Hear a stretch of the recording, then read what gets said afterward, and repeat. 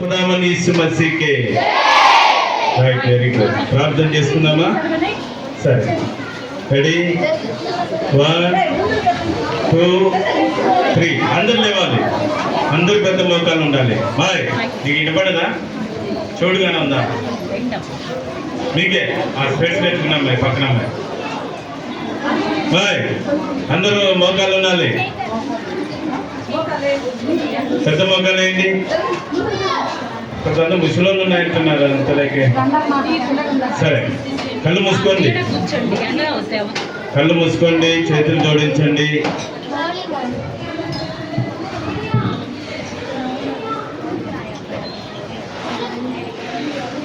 ప్రియమైన మా తండ్రి పరిశుద్ధమైన దేవా మీ పరిశుద్ధ బాలు కొందనాలు స్తోత్రాలు చెల్లిస్తున్నాం బీబీఎస్సీ సంవత్సరం కూడా అనుగ్రహించారు బిడ్డలతో ప్రభావ మీరు మాట్లాడుతున్నందుకే నీకెంతో వందనాలు స్తోత్రాలు చెల్లిస్తున్నాం ఈ సంవత్సరం మాకు అనుగ్రహించిన థీమ్ను బట్టి నీకెంతో వందనాలు దీవించి ఆశ్రయించండి అయినా ప్రభువుకు తగినట్టుగా నడుచుకోవాలని మీరు సెలవిస్తూ వచ్చారు అది వారి మనసులో ఉంచుకొని అలాగూ జీవించుటకు నడుచుకుంటకు ఆ బిడ్డలకు సహాయం చేయమని నీ సన్నిధిలో ప్రార్థన చేస్తున్నాం ఈ రెండో దినంలో ప్రవేశింపజేస్తూ వచ్చారు అందరి బట్టి నీకు ఎంతో వందనాలైనా ఈ రెండో దినంలో మూడో పాఠంలో ప్రభాని దాసరాల్ని బలహీనాలు బలపరచండి నీ ఆత్మతో నింపండి అభిషేకించి వాడుకోమని ప్రార్థన చేస్తున్నాం దైవ మా తండ్రి నీకే స్తోత్రాలు నమ్మదగిన దేవుడు సమస్తములు చేయగల శక్తి గల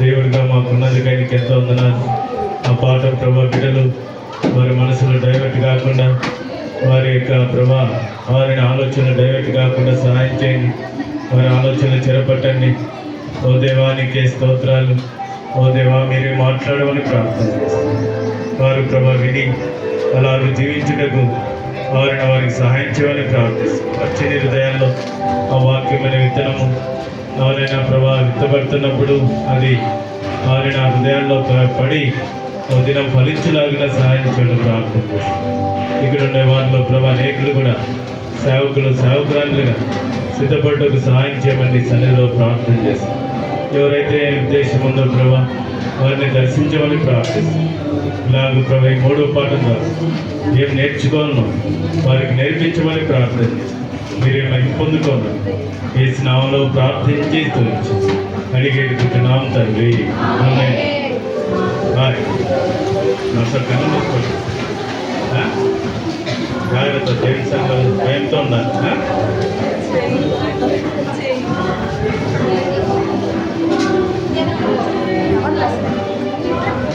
లైన్లో కూర్చోండి దయచేసి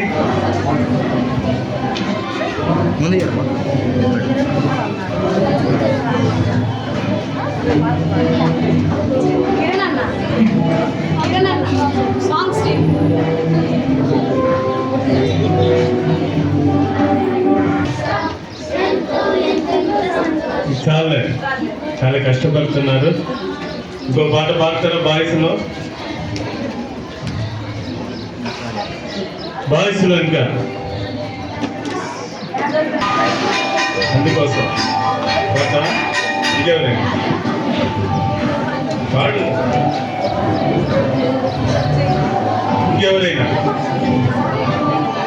త్వరగా రండి అయిపోయింది ఒక్కసారి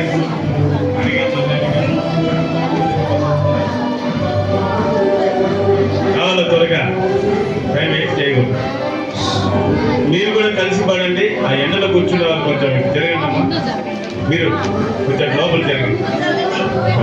జరగండి మీరే కొంచెం కాలేదు కొంచెం ఇంకా జరగమ్మా జరుగు వాళ్ళు చూడ ఎండలో ఉండాలి జరగాలి దిగమ్మా జరగమ్మా ఇది కూడా ఉంది ఇక్కడ లోపల ఏమ్మా ఇంకొంచెం లోపల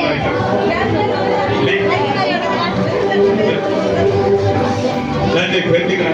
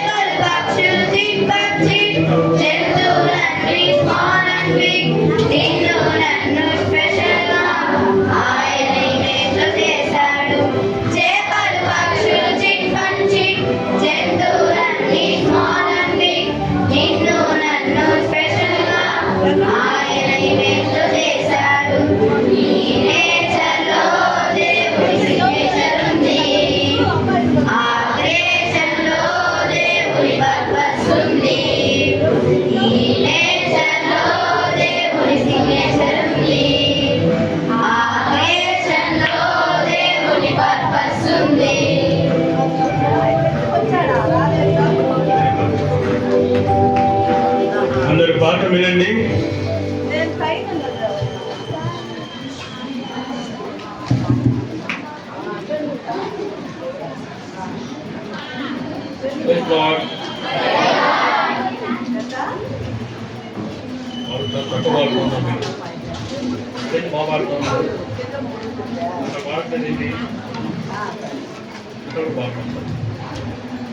మాకే వెళ్ళిపోలేదు కదా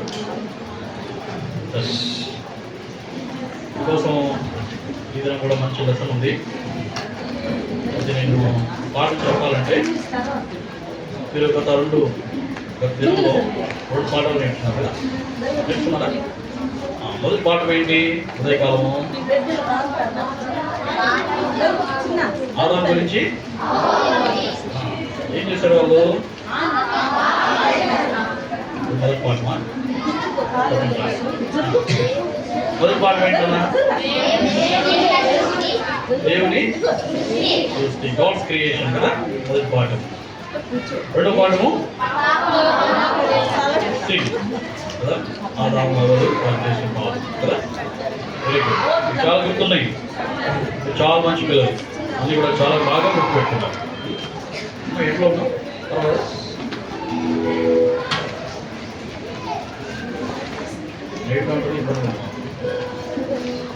సరే.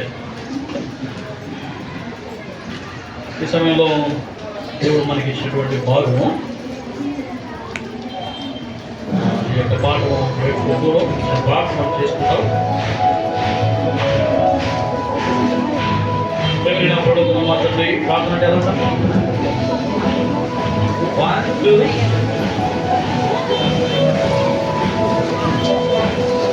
3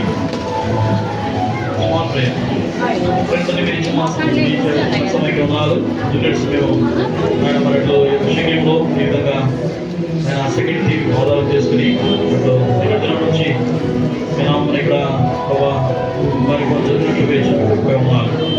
నేను మేము ఆలోచిస్తా ఉన్నాం వాటి యొక్క జూనియర్ దశల్లో కూడా మేము మాకు తోడే ఉంటాము.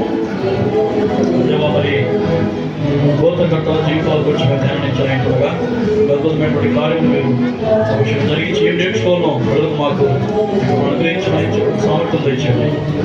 విసులు చోట మరుగుపరచుకొని ఒక ప్రజలు కలిగిన వాటి పరిశుభ్రపరచుకొని ఏ సంస్థ ప్రాక్టివ్ ఇచ్చినాం తండ్రి. ఈరోజు మనకు ఉన్నటువంటి పాఠము 2 అర్పణలు. ఏంటి చెప్పండి?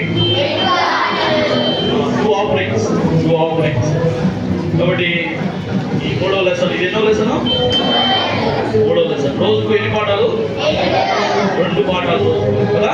మొదటి పాఠము నిన్న చూస్తూ వచ్చాం, గాడ్స్ క్రియేషన్ గురించి చూస్తూ వచ్చాం. తర్వాత సిన్, పాపం గురించి కూడా నిన్న మధ్యాహ్నం 2వ సెషన్లో మనం చూసాం. 2వ లెసన్. అయితే ఇప్పుడు 3వ లెసన్ ఏంటి? 3వ లెసన్ ఏం చెప్పాము? 2 అర్పణలు, 2 ఆఫరింగ్స్. కాబట్టి ఆదాము హవ్వల గురించి మీరు విన్నారు. మాట్లాడంటే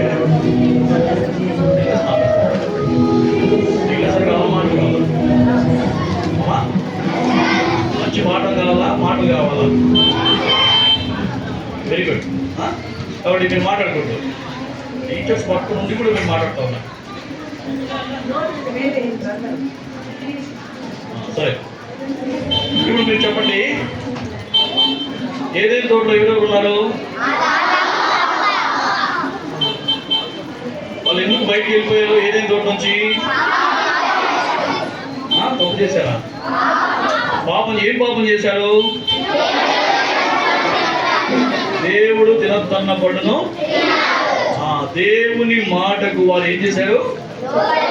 లోబడలేదు, అవిధేయత చూపారు కదా, డిస్ఓబే చేశారు, దేవుని యొక్క ఆజ్ఞను ఉల్లంఘించారు, ట్రెస్పాస్ చేశారు. కాబట్టి ఏమొచ్చింది అక్కడ? వాళ్ళు ఆజ్ఞను, దేవుని యొక్క మాటను మీరారు కదా. కాబట్టి మానవులోనికి, లోకంలోనికి ఏం ప్రవేశించింది? పాపము ప్రవేశించింది. కాబట్టి ఈ పాపాన్ని బట్టి దేవుడు ఏం చేస్తూ వచ్చాడు? చెప్పండి. పాపాన్ని బట్టి దేవుడు ఏం చేశాడు? ఏం చేయాలా? ఏం చేశాడమ్మా? ఏదైనా తోట నుంచి నుంచి బయటికి వెళ్ళగొట్టేశాడు. ఎన్ని కూడా మీకు తెలుసు. తర్వాత ఆదాము హవ్వలు దేవుడు ఎలా తయారు చేశాడు? తన స్వరూపమందు అని పోలిక చొప్పున. Very good. తర్వాత ఈ ఆదాము హవ్వలకు కూడా పిల్లలు పుట్టారు. ఎవరు వాళ్ళు? తెలుసా మీకు చెప్పలేక మాట సండే స్కూల్లో చెప్పారా? మీ సండే స్కూల్లో చెప్పారా? మీకు చెప్పడం తెలుసు. సరే, ఈరోజు పాఠం ఏంటంటే కయ్యూను హేబేలు గురించే పాఠం. ఆదాము హవ్వలకు ఇద్దరు కుమారుడు జన్మించారు. వారి పేరు ఏం పేరు? మొదటి వాడి పేరు, రెండవ వాడి పేరు. ఓకే, ఇప్పుడు మనము కయ్యూను హేబేలు గురించి కొన్ని విషయాలు మనం చూసుకుంటాం. మొదటిగా ఆదికాండం 4వ అధ్యాయము 1వ వచనం నుంచి 15వ వచనం వరకు మన పాఠము. తర్వాత గంటల వాక్యం వచ్చి హెబ్రీయుల రాసిన పత్రిక 9వ అధ్యాయం 22వ వచనం.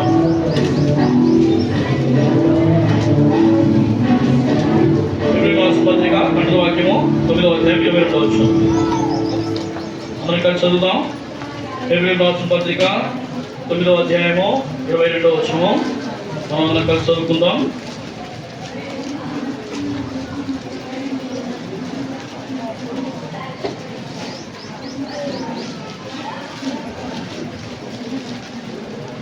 హెబ్రీయుల రాసిన పత్రిక 9వ అధ్యాయము 22వ వచనం. మొదటిగా 9:22 మనందరం కూడా కలిసి చదువుకున్నాం. మరియు ధర్మశాస్త్ర ప్రకారము సమస్త వస్తువులను రక్తము చేత శుద్ధి చేయబడుననియు రక్తము చిందింపకుండా పాప క్షమాపణ కలగదని సామాన్యముగా చెప్పవచ్చును. ఇది మొట్టమొదటిగా ఈ యొక్క దినము కంఠ వాక్యము. రెండవది కూడా ఉంది. హెబ్రీయుల రాసిన పత్రిక 9వ అధ్యాయం 26వ వచనం. ఇదే అధ్యాయము 26వ వచనం. అట్లయినట్లుగా జగత్తు పునాది వేయబడినది మొదలుకొని ఆయన అనేక పర్యాయములు శ్రమపడవలసి వచ్చును. అయితే ఆయన యుగముల సమాప్తి యందు తన్ను తానే బలిగా అర్పించుకొనడం వలన పాప నివారణ చేయుటకై ఒక్కసారి ప్రత్యక్షపరచబడెను. కాబట్టి ఈ రెండు కూడా మీకు కంఠ వాక్యాలు. దయచేసి ఈ రెండు కంఠ వాక్యాలను దయచేసి కంఠవాక్యం అంటే కంఠవాక్యం అంటే ఏంటి? కంఠవాక్యం అంటే ఏంటి చెప్పండి. ఏంటి కంఠవాక్యాలు అంటే చెప్పలే?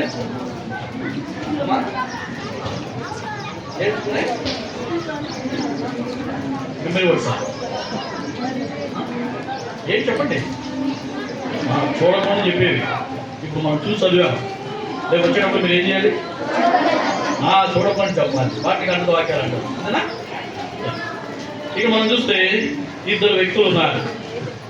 ఇద్దరు వ్యక్తులు, ఒకరు కయ్యూను, రెండవ వారు హేబేలు. మొట్టమొదటిగా మనము కయ్యూను చూడండి ఎలా ఉన్నాడు. కయ్యూను అలా ఉన్నట్టే. రెండవ వాడు హేబేలు.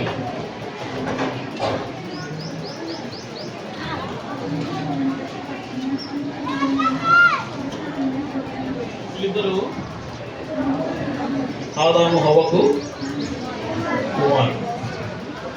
కాబట్టి వీళ్ళిద్దరూ పుట్టిన తర్వాత వాళ్ళిద్దరూ శ్రమపడటం చూసి, కష్టపడటం చూసి, ప్రయాసపడటం చూసి కదా, వాళ్ళు కూడా బహుశా ఆదాము హవ్వలను అడుగుతారు, ఏంటి, ఏం జరిగింది, మనం తినడానికి తాగడానికి ఇంత శ్రమ పడాల్సి వస్తూ ఉంది, ఇంత కష్టపడాల్సి వస్తూ ఉంది కదా. అప్పట్లో ఇంత ఎండ ఉండేది కాదు. ఇలాగా ఇంత ఎండ మనిషి మానవునికి చెమట పట్టేదే కాదు. చెమట పట్టడానికి ఇలాంటి శరీరం కూడా ఉండేది కాదు. కదా. కాబట్టి మనం కూడా అనుకుంటాం. కాబట్టి ఇవన్నీ ఎలా వచ్చాయి? మానవుని యొక్క పాపం. కాబట్టి ఆ దినాల్లో వారికి కూడా ఒక సందేహం వచ్చింది. వాళ్ళ డాడీ మమ్మీ అనగా ఎవరు? ఆదాము అవ్వను అడిగారు, డాడీ మమ్మీ ఏంటి మేము ఇంత కష్టపడతా ఉన్నాం, ఇంత ప్రయాసపడతా ఉన్నాం, ఇంత శ్రమ పడతా ఉన్నాం, ఏంటి ఇంత శ్రమ ఏంటి, ఏం జరిగింది అని అడిగారు. అడిగితే వాళ్ళు వీరికి ఒక చక్కటి సమాధానము ఆ దినాల్లో చెప్పి ఉంటారు. ఏమని చెప్పారు చెప్పండి? ఏమని చెప్పారు? నాన్న, మొట్టమొదటిగా దేవుడు మమ్మల్ని చేశాడు. అయితే దేవుడు మమ్మల్ని స్త్రీని గాను పురుషుని గాను స్త్రీని గాను చేసిన తర్వాత తదనంతరం ఏం జరిగింది? మమ్మల్ని ఏదైనా తోటలో పెట్టాడు. ఏదైనా తోటలో పెట్టి మీరు నిన్న విన్న కథనే 2వ పాఠం, అక్కడ తినకూడనటువంటి ఒక వృక్షం ఉంది, ఆ యొక్క ఫలాలను తినకూడదు అని మాతో చెప్పాడు. అయితే సర్పం కీర్తి చేత ఏం చేసింది? మమ్మల్ని మోసపరుస్తూ వచ్చింది. దేవుని యొక్క మాటను మేము, దేవుని యొక్క ఆజ్ఞను మేము ఏం చేసాము? అతిక్రమించాం, దేవునికి అవిధేయత చూపాం. కనుకనే మేము ఏదైనా తోట నుండి వెళ్ళగొట్టబడతా వచ్చాం. వెళ్ళగొట్టబడతా వచ్చినప్పుడు మేము పాపం చేసినప్పుడు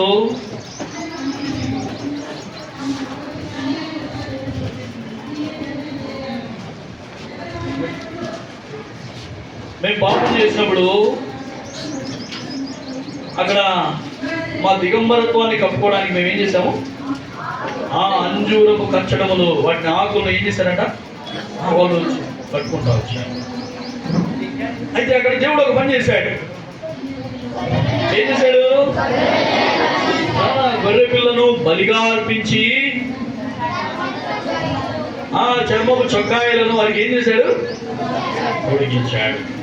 కాబట్టి ఈ యొక్క మాటలన్నీ కూడా వాళ్ళకి చెప్పింటారు. కనుకనే అక్కడ మనం చూస్తాం, రక్తము చిందించకుండా పాప క్షమాపణ కలుగదు. మనం ఏమైనా చదవమా? ఎప్పుడు రాసిన పత్రిక 9వ అధ్యాయం 22వ వచనంలో మనం చదివాం కదా. చూడండి అవసరం. కాబట్టి ఈ మాటలన్నీ వారు విన్నారు.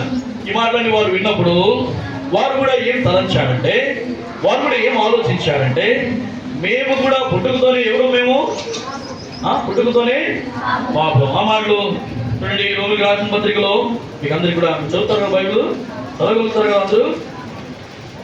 ఇంగ్లీష్ మీడియం కూడా తెలుగుతుంది ఉండదు కదా. చదండి, రోమిలికి రాసిన పత్రిక 5వ అధ్యాయం 12వ వచనం. రోమిలికి రాసిన పత్రిక కొత్త నిబంధన ఉంటుంది, 5వ అధ్యాయము 12వ వచనం.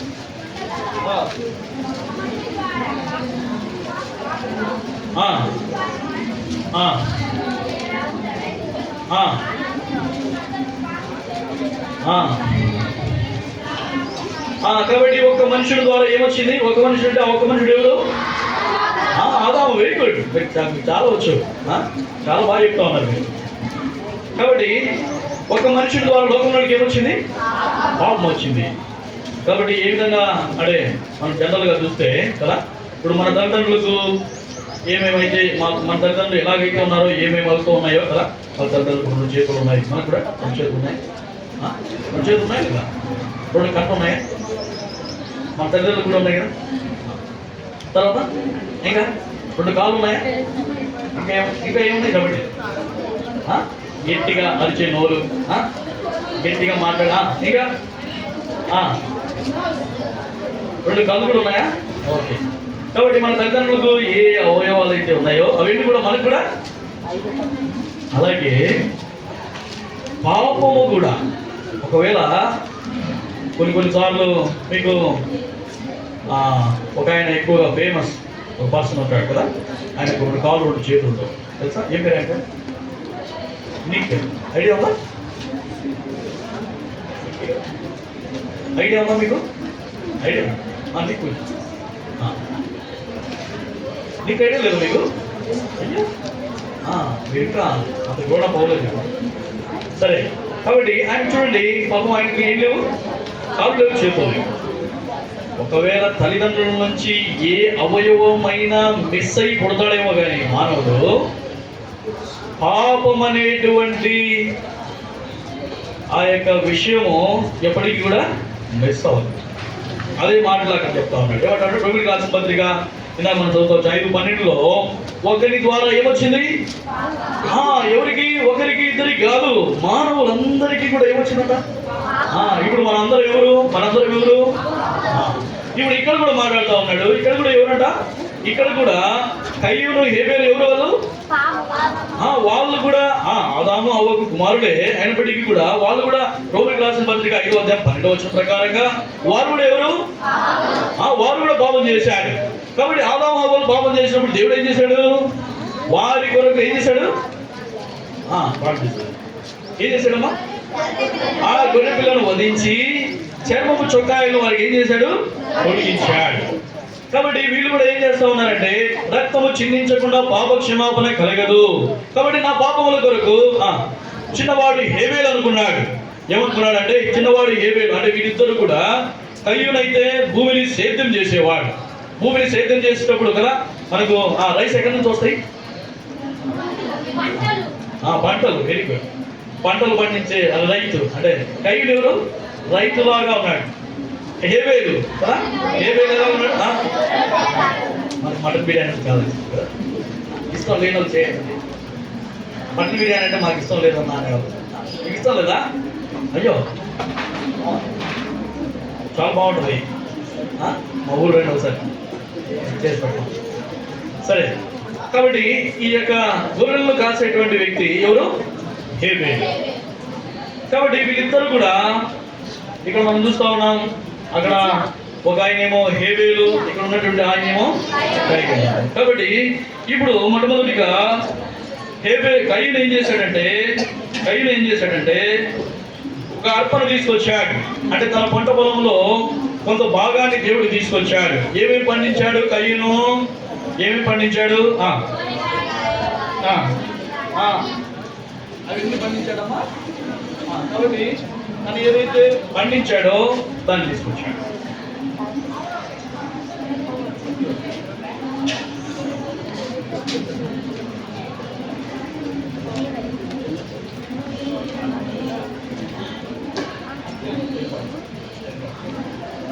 కాబట్టి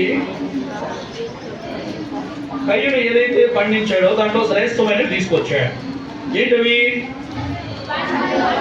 పండ్లు, కాయగూరలు మంచిగా ఏమి తీసుకొచ్చాడు.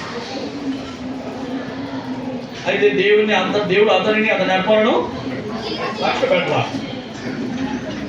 కొంతకాలం తర్వాత హేబేలు కూడా అర్పణను తీసుకొచ్చాడు. ఏం తీసుకొచ్చాడు? తను ఏం చేస్తాడు? హేబేలు గొర్రె కాపరి. కాబట్టి తన యొక్క మందలో శ్రేష్టమైన వాటిని, క్రొవ్విన వాటిని, తొలిచూలుగా పుట్టిన వాటిని ఏం చేశాడంట? అర్పణగా తీసుకొచ్చాడు.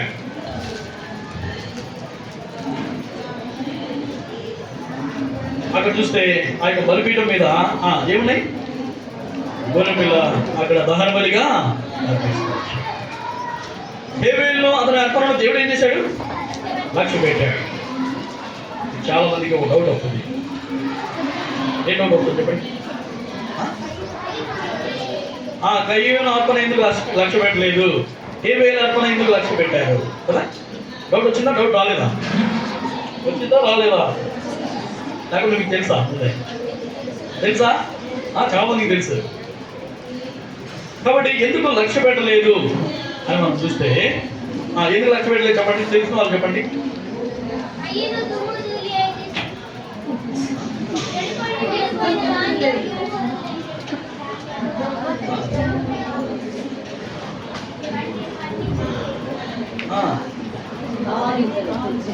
శ్రేష్టమైనవి తీసుకొచ్చాడు. చెప్పండి. కయ్యూను అర్పణ ఎందుకు లక్ష్య పెట్టలేదు దేవుడు?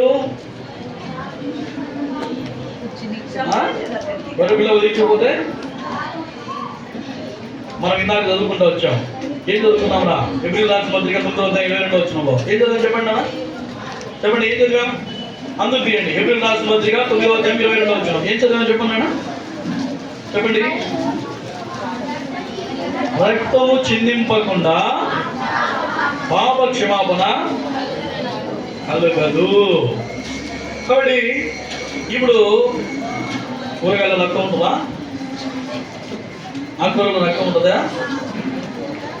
కాబట్టి అంటే నీ పాపం పరిహరించబడాలంటే ఏమర్పించబడాలి? రక్తము చిందించబడాలి. అదే ఇక్కడ మనం చూస్తూ వచ్చాం, ప్రతి వస్తువు కూడా రక్తము చేత శుద్ధి చేయబడుతుంది. రక్తము చిందించకుండా పాపం క్షమాపణ కలగదు. కాబట్టి ఇప్పుడు కయ్యూనైనా హేబేలైనా ఏం తీసుకురావాలి? రక్తము చిందించబడేటువంటి విధానంలో గొర్రె పిల్లలు, అంటే దేవుడు వారికి ఆల్రెడీ చూపించలేదా? ఏదైనా తోటలో ఆదాము హవ్వలు చనిపోయినప్పుడు వారి కొరకు ఏం చేశాడు? ఒక గొర్రె పిల్లను వధించాడు. గొర్రె పిల్లను వధించి వారి యొక్క పాపములు పరిహారము చేసిన వాడుగా ఉన్నాడు. కాబట్టి దేవుడు అందుకు మునిపే ఏ విధంగా పాపం పరిహరించబడుతుంది అనేటువంటి విషయం అంతా చూపించాడు. అయినప్పుడు కూడా కయ్యూను ఏం చేశాడు? నా దగ్గర ఉన్నాడు, నేను చేస్తాను అన్నట్లుగా కదా, ఎంతో గర్వంతో ఏం తీసుకొచ్చాడు? కూరగాయలు, ఆకుకూరలు తీసుకొచ్చాడు. చాలా మంది కూడా డౌట్ కావచ్చు, ఏంటన్నా దేవుడు కూడా నాన్ వెజ్ అలా కాదు. ఫిబ్రవరి రాసిన 9:22 ఏముంది? రక్తము చిందించకుండా పాపం. కాబట్టి ఇక్కడ మనం చూస్తే అక్కడ హేబేలు చక్కగా శ్రేష్టమైనటువంటి గొర్రెను తీసుకొచ్చాడు, అక్కడ అర్పించినట్లుగా మనం చూస్తాం. అయితే ప్రియమైనటువంటి వాళ్ళ ఒక దుఃఖకరమైన విషయం ఏంటంటే, హేబేలు కాకుండా అంగీకరించినటువంటి దేవుడు అంగీకరించిన తర్వాత కయ్యూను హేబేలు యొక్క అర్పణను అంగీకరించడం చూచి హేబేలు ఏం చేస్తా వచ్చాడు? చంపేస్తా వచ్చాడు. హేబేలు మీద పగబడతా వచ్చాడు. హేబేలును ద్వేషిస్తా వచ్చాడు. ఒక దినం హేబేలు తన యొక్క గొర్రెలు కాసుకునేటువంటి సందర్భంలో తను కయ్యూను మీద పడి హేబేలును చంపేశాడు. కాబట్టి ఇంత భయంకరమైనటువంటి పాపము తను చేసినట్టుగా అక్కడ మనం చూస్తూ ఉన్నాం. కాబట్టి అక్కడ మనం చూస్తే కయ్యూనును బట్టి, కయ్యూను చేసిన పనిని బట్టి మానవుడికి మరింత శాపం వచ్చింది. భూమి కూడా మరింతగా శపించబడింది. ఆ మాటలు ఆదికాండం 4వ అధ్యాయంలో చాలా స్పష్టంగా రాయబడి ఉన్నాయి. అవి చూడాల్సిన అవసరం లేదు. కాబట్టి ప్రియమైనటువంటి సోదరుడు, అంటే మనం గమనించవలసినటువంటి గమనించవలసినటువంటి విషయం ఏంటంటే, ఇక్కడ మనం చూస్తే చూడండి, 2వ పిక్చర్లో అక్కడ మనం చూస్తాం కదా,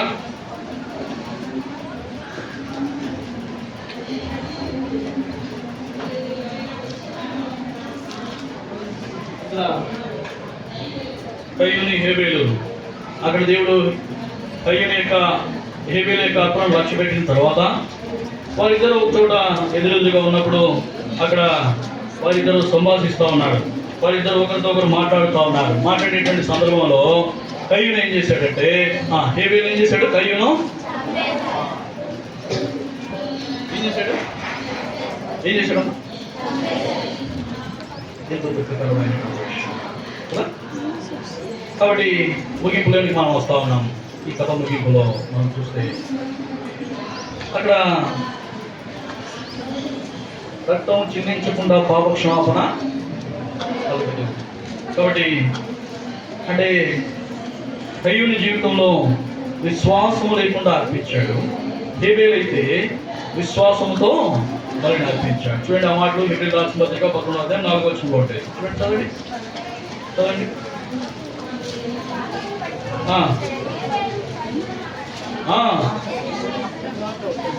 కాబట్టి దేన్ని బట్టి అర్పించాడు? విశ్వాసమును బట్టి. అంటే ఏమని విశ్వాసము? ఈ గొర్రెపిల్ల రక్తం ద్వారా, ఈ గొర్రెపిల్లను బలిగా అర్పించడం ద్వారా నా పాపము దేవుడు పరిహరిస్తాడు, అడుగుతాడు, పరిశుద్ధపరుస్తాడు అనేటువంటి విశ్వాసంతో హేబేలు బలిని అర్పించేవాడుగా ఉన్నాడు. కాబట్టి అక్కడ మనం చూస్తే విశ్వాసమును బట్టి అర్పించినటువంటి అర్పణను దేవుడు ఏం చేశాడు? లక్ష్య పెట్టాడు, అంగీకరించాడు అనేటువంటి విషయాన్ని మనం ఇక్కడ చూస్తా ఉన్నాం. వాయిస్ బాబు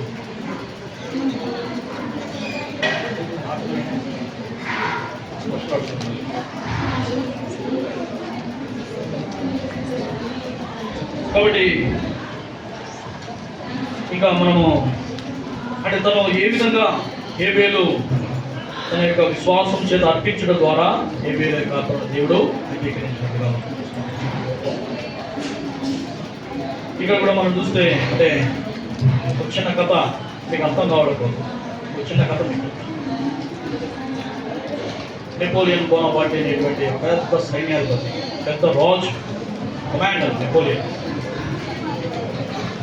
ఆ యొక్క నెపోలియన్ ఏం చేస్తూ వచ్చాడంటే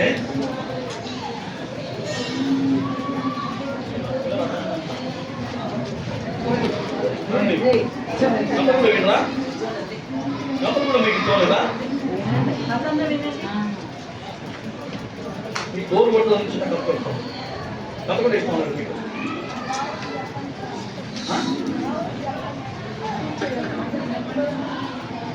బాగుందా? ఒక సైన్యాధిపతి తను యొక్క సైన్యంలో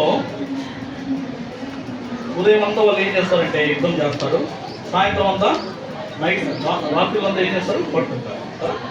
పడుకునేటువంటి సందర్భంలో ఎవరో ఒకరు ఏం చేయాలి, ఒక సెక్యూరిటీ గార్డుగా కాపలాగా అలాగే ఒక వ్యక్తిని కాపలాగా పెట్టి వాళ్ళకున్నటువంటి గుర్రాలు లేకపోతే ఈ యొక్క వాళ్ళకున్నటువంటి ఆయుధాలు ఇవన్నీ ఎవరు ఏ దొంగలు దొంగిలించకుండా ఒక వ్యక్తిని అక్కడ కాపలాగా పెట్టి వాళ్ళు ఏం చేస్తూ వచ్చారంటే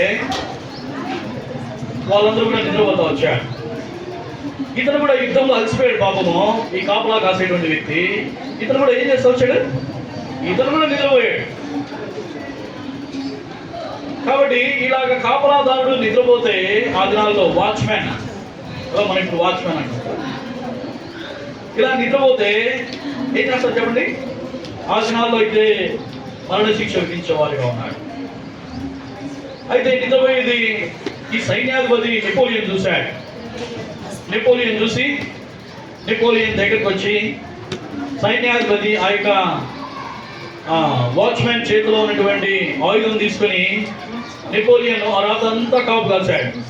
ఆ రాత్రంతా నెపోలియన్ కాపలాదారుడిగా ఉంటా వచ్చాడు. ఉదయం కొంత వేకుజామున ఈ యొక్క ఎవరికి సైనికుడికి మెలకు వచ్చింది. మెలకు వచ్చి చూసే సమయానికి ఎవరున్నారు కాపలాదారుడుగా? సైన్యాధిపతి నెపోలియన్ ఉన్నాడు ఇక్కడ. తను అనుకున్నాడు, ఇది నాకు చివరి రోజు, నేను అయిపోయాను. ఎందుకంటే సైన్యాధిపతి ఏం చేస్తాడు, చంపేస్తాడు. అయితే నెపోలియన్ తను అరవకుండా గట్టిగా నోరు మూసి అన్నాడట, సైనికుడా నువ్వేం భయపడవద్దు, ఇది నీకు నాకు మాత్రమే తెలుసు.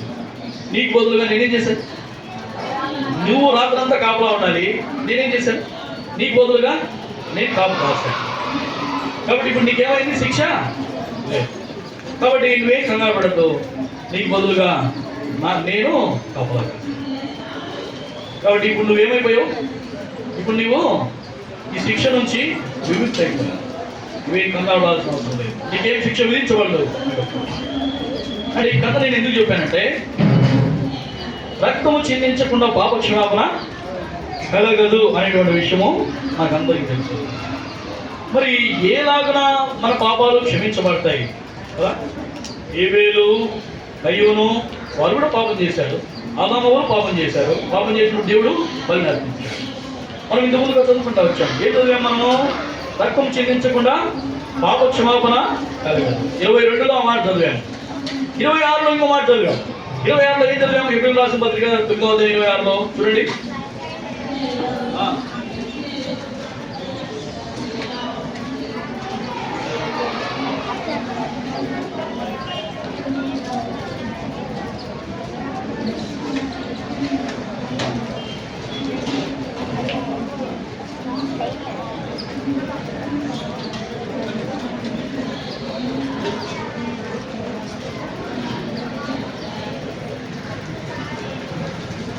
చదవండి చదవండి అందరూ చదవండి చదవండి.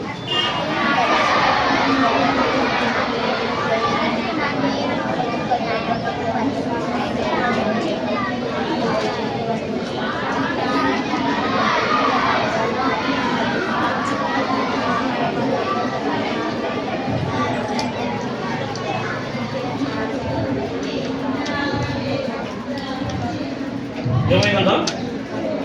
ప్రతిసారి బలి అర్పించాల్సిన అవసరం కదా? ఏం చేశాడు? ఆదాము కోసం దేవుడు అర్పించాడు, హేబేలు యొక్క పాపం కోసం హేబేలు బలి అర్పించాడు. ఇప్పుడైతే ఏం చేశాడంటే యేసుక్రీస్తు ప్రభువారు 9:26 మనం చదువుతా వచ్చాం. ఒక్కసారి ఏమంట? యేసుక్రీస్తు ప్రభువారు మనం ప్రతిసారి ఇలాగా బలి అర్పించాల్సిన అవసరం లేదు. ఆయన ఏం చేస్తూ వచ్చాడు? కలువరి శిలువలో నీ కొరకు నా కొరకు బలిని అర్పించేటువంటి వాడుగా ఉన్నాడు. ఆయన నీ నా పాపముల కొరకు, నీవు నేను మన చేతులతో చేసిన పాపముల కొరకు ఆయన చేతులు వేయగొట్టబడ్డాయి. నీవు నేను మనం నడిచినటువంటి చెడు నడక కొరకు ఆయన కాలంలో నీవు నేను తలంచిన చెడు తలంపుల కొరకు ఆయన తలపైన ఉండకీటలు. నీవు నేను చేసినటువంటి దేహంతో చేసిన సమస్త విధములైన పాపముల కొరకు ఆయన దేహం అంతా కలువరి శిలువలో చిత్రవద గావించబడతా వచ్చింది. నీ కొరకు నా కొరకు ఆయన కలువరి శిలువలో మరణమయ్యాడు, సమాధి చేయబడ్డాడు, తిరిగి 3వ దినమున లేచాడు. ఇప్పుడు నీ పాపము నా పాపము పోవాలంటే ఏం చేయాలి? హేబేలు ఏం చేశాడు? విశ్వాసము చేత తన మందలోని శ్రేష్టమైనటువంటి గొర్రెలను తీసుకొచ్చి బలి అర్పించాడు. మనం కూడా ఏం చేయాలి? బలి ఆల్రెడీ నీ కొరకు నా కొరకు అర్పించబడింది. యేసుక్రీస్తు ప్రభువారు కలువరి శిలువలో మరణించాడు. నీవు నేను చేయాల్సింది ఏంటి? ఇప్పుడు మనము ఆయన యందు విశ్వాసం ఉంచుటయే. కాబట్టి 2 విషయాలు మనం చూస్తూ వచ్చాం. విశ్వాసమును బట్టి హేబేలు ఏం చేశాడు? శ్రేష్టమైనటువంటి బలి ఒక్కసారి కలువరి శిలువలో అర్పించబడతా వచ్చింది. ఇప్పుడు మిగిలిందేంటి? విశ్వాసము. కాబట్టి ఎప్పుడైతే మనము నా పాపముల కొరకు, నేను చేసినటువంటి తప్పులు దోషముల కొరకు, నా పాప పరిహారార్థమై నా పాపములు తీసివేయట కొరకు యేసుక్రీస్తు ప్రభువారు ఈ లోకానికి వచ్చాడు. ఆయన నా పాపముల కొరకు చనిపోయాడు, నా పాపముల కొరకు సమాధి చేయబడ్డాడు, తిరిగి 3వ దినమున లేచాడు. ఆయన నిజమైన రక్షకుడు. ఆయన నా పాప పరిహారార్థమై దేవుని గొర్రెపిల్లగా వచ్చినటువంటి వాడు, నా కొరకు వధించబడ్డాడు అని నీవు విశ్వాసం ఉంచితే చాలు. ఏమవుతుంది నీకు? 1 యోహాను 1:9 మన పాపములను మనం ఒప్పుకున్నాడు, ఆయన నమ్మదగిన వాడిని నీతిమంతుడు కనుక ఏం చేస్తాడంటే ఆయన సమస్త దుర్నీతి నుండి మనలను పవిత్రులుగా చేసేవాడుగా ఉన్నాడు. కాబట్టి ఈ లెసన్ ద్వారా మనకి ఏమర్థమైంది? అప్పుడైతే ఇప్పుడు పాత నిబంధన గ్రంథంలో లేదా మనం చూసినటువంటి పాఠంలో ఆదాము హవ్వలు కావచ్చు, కయ్యూని హేబేలు కావచ్చు, వారి దినాల్లో పాప పరిహారార్థమై వారు ప్రతిసారి పాపం చేసినప్పుడు ఏం చేసేవాళ్ళు? గొర్రె పిల్లను బలిగా అర్పించేవాళ్ళు. ఇప్పుడైతే మనం చాలా చక్కగా చూస్తూ వచ్చాం. హెబ్రీ రాసిన పత్రిక 9:26 ఒక్కసారి ఆయన ఏం చేశాడు? 2000 సంవత్సరాల క్రితమే నీ నా పాపముల కొరకు కలువరి శిలువలో దేవ గొర్రె పిల్లగా ఆయన కలువరి శిలువలో వధించబడతా వచ్చాడు. కాబట్టి నీవు నేను ఇప్పుడు ఏం చేయాల్సిన అవసరం లేదు, బలి అర్పించాల్సిన అవసరం లేదు. అయితే నీవు నేను చేయవలసింది ఒక్కటే, యేసు ప్రభువా నా పాపముల కొరకు నీ కలువరి శిలువలో ప్రాణం పెట్టావు, నీవు నా పాపముల కొరకు మరణమయ్యావు, సమాధి చేయబడ్డావు, తిరిగి లేచావు, నేను నమ్ముతా ఉన్నాను, నేను విశ్వాసం ఉంచుతా ఉన్నాను అని అంటే మనకేమవుతుందంట? మన పాపం అంతా కూడా పరిహరించబడుతుంది, మన పాపాలన్నీ తీసివేయబడతాయి, మనం పరిశుద్ధం అయిపోతాం, మనం పవిత్రులుగా చేయబడతాం. కాబట్టి నీకు ఆశ ఉందా? హేబేలులాగా నీవు కూడా పవిత్రుడుగా పరిశుద్ధుడుగా కావాలనుకుంటా ఉన్నావా?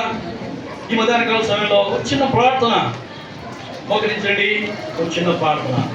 ఏంటో ప్రార్థన? ఏం చేయాలి ప్రార్థన? ఏం చేయాలి చెప్పండి?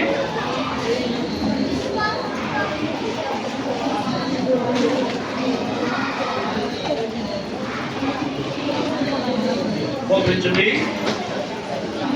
చూసుకోండి, మనం ప్రార్థన చేసుకుందాం.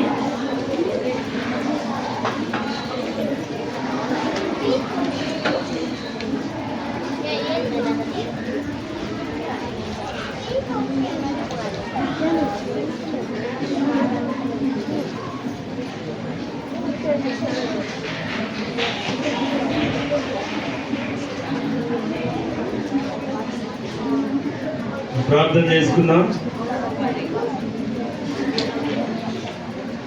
ఈ 3వ పాట విన్నారు కదా, హేబేలు కయీను అర్పణము. హేబేలు అయితే శ్రేష్టమైన తన మందలో అలాగే తొలుచులని అర్పిస్తూ వచ్చాడు. కేవలం విశ్వాసం ద్వారానే మనం ఇంటూ వచ్చాము. అయితే ఆ బలి ద్వారా తను పాపము పరిహరించబడిందని చెప్పబడుతూ వచ్చింది. అయితే మన కోసం ఆ ప్రభువైన యేసుక్రీస్తు వారు గొర్రెపిల్లగా ఈ లోకానికి వచ్చాడు. మన పాపాల నిమిత్తం ఆయన కూడా ఆ కలువరి శిలువలో మన కొరకు ప్రాణం పెట్టాడు, రక్తమంతా కూడా కార్చాడు. ఈ రోజు వరకు కూడా ఉంది. మనం చేయాల్సింది ఏంటంటే విశ్వాసంతో మనము యేసు ప్రభువా నేను పాపిని, నా పాపాలు క్షమించని ఈ చిన్న ప్రార్థన చేసుకోండి. చిన్న ప్రార్థన చేసుకోండి. కొంతమంది కళ్ళు తెరిచి చూస్తూ ఉన్నారు. పెద్ద మోకాలు వేయండి, అందరు పెద్ద మోకాలు వేయండి. చిన్న ప్రార్థన చేసుకుంటే దేవుడు ఏం చేస్తాడు? నీ పాపాలు కడిగి శుద్ధి చేస్తాడు. నాకు చెప్పబడిన మొదటి యోహాను రాసిన పత్రిక 1వ అధ్యాయం 9వ వచనంలో మన పాపములు మనము ఒప్పుకునే నేనలా ఆయన నమ్మదగిన వాడు, నీతిమంతుడు కనుక ఆయన మన పాపములన్నింటినీ క్షమించి సమస్త దుర్నీతి నుండి మనం కలిగి పవిత్రపరుస్తాడు. చిన్న ప్రార్థన చేసుకో. ఎవరు పడుకున్నారు? ఏమైంది? ఏ పెద్ద మొక్కని పక్కన అమ్మాయి పక్కన చూడండి. పెద్ద మొక్కని వినపడదా మీకు? ప్రార్థన చేసుకో. ఎందుకు కఠినపరుచుకుంటావు? ఉదయాన్ని దేవుని వాక్యలో రాయించింది. కఠినపరుచుకుంటే కీడులో పడతావు, జాగ్రత్త. ఈ పాఠం ద్వారా దేవుడు నీతో మాట్లాడాడు కనుక కఠినపరచుకోవద్దు, ఒప్పుకో, దేవుడు క్షమిస్తాడు. నమస్తే, ప్రార్థన చేసుకో.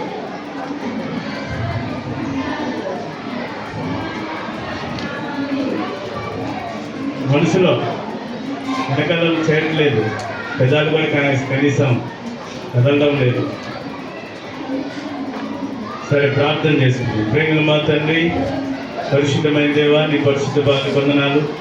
నీ దాసు నిలబెట్టుకొని దినం 3వ పాఠంలో హేబేలు కయ్యిన అర్పణాన్ని జ్ఞాపకం చేస్తూ వచ్చావు నాయన. హేబేలు అర్పణాన్ని మీరు అంగీకరించారు, కయ్యిన అర్పణాన్ని మీరు అంగీకరించలేదు. కారణం, తను ఎరగలేకపోయాడు. తను పండిన పంటలో నుంచి తీసుకురావాలి, ఆ యొక్క అర్పణాన్ని అర్పిస్తూ వచ్చాడు. హేబేలు తనకు తెలుసు, ఆ గొర్రెపిల్ల ఆ రక్తం ద్వారా నా పాపాలు క్షమించబడతాయి, దాన్ని ఎరిగిన వాడే శ్రేష్టమైంది దేవునికి అర్పిస్తూ వచ్చాడు. తద్వారా దేవుడు అంగీకరించినందుకై నీకు ఎంతో ఉన్నాను. దయగల మా తండ్రి, ఎవరైతే ప్రభా విశ్వాసంతో వారు ప్రార్థన చేసుకున్నారో వారి పాపాల నిమిత్తమై క్షమించినాం, నమ్ముతున్నాం. అటు వారు స్థిరంగా నిలకడగా నీలో వాళ్ళని జీవించలాగిన సహాయం చేయమని నీ సన్నిధిలో ప్రార్థన చేస్తున్నాం.